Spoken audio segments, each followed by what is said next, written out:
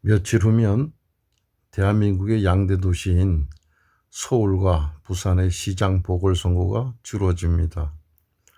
불행히도 두 전직 시장은 부도덕한 행위로 그 직을 내려놓고 한 분은 생을 포기하고 한 분은 살아계시나 죽은 심정으로 지내실 거라 생각됩니다만, 아무튼 선거와 투표일이 다가오매 선거와 투표를 논하고자 합니다.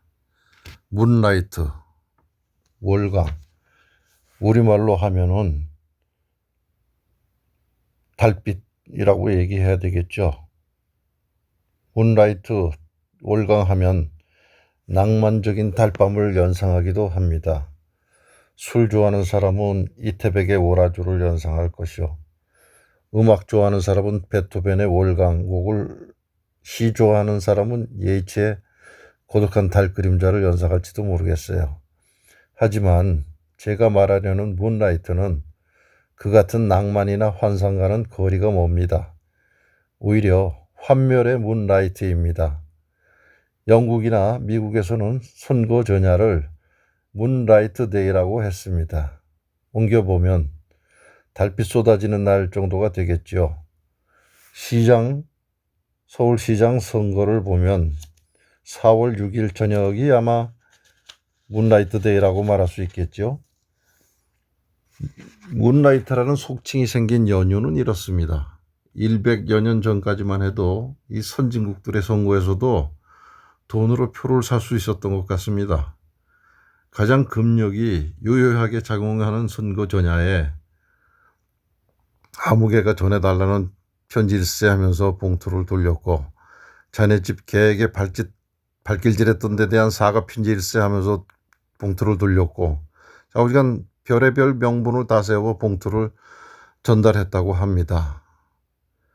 이 문나이트 데이에 바쁘게 돌아다니는 사람을 월광족, 봉투 전달하는 사람이죠. 이 월광족들은 나름대로 애교가 있었습니다. 비양심적인 일이기에 으스름한 달밤을 택한 것이라든지, 되던 되지 않던 간에 봉투에다가 명분을 세워서 돌렸던 것이 그렇습니다. 헌데 우리 선거판에서는 그런 명분은 고사하고 백주대낮에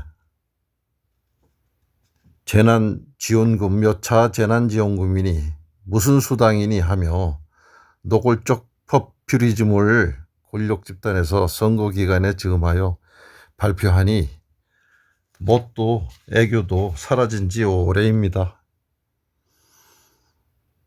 금품을 받고 나타나는 반응은 세 가지 유형으로 나누어 볼 수 있습니다. 하나는 카멜레온형입니다.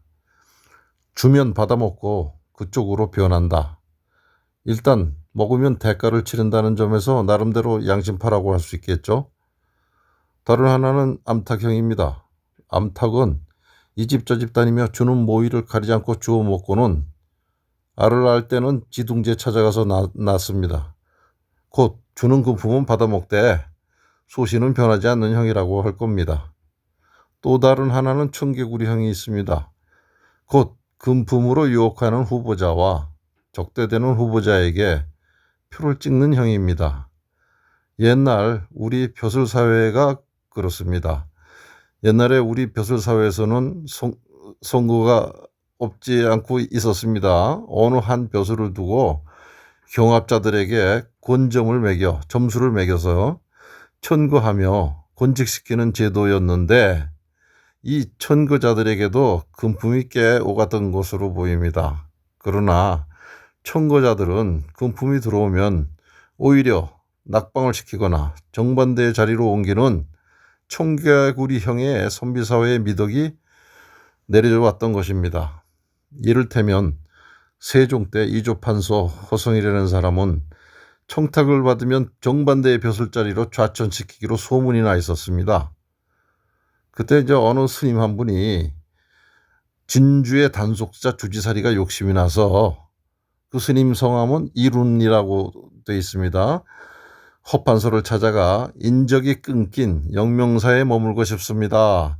만약 단속사 같은 곳에 가게 되면 승적을 떠날 생각입니다 하자 머리 굴리고 술수 쓴 대로 반대로 단속사로 가게 됐다는 일화가 있을 정도입니다. 서울 시민 여러분, 부산 시민 여러분, 현명한 판단으로 좋은 지도자를 뽑도록 합시다. 감사합니다.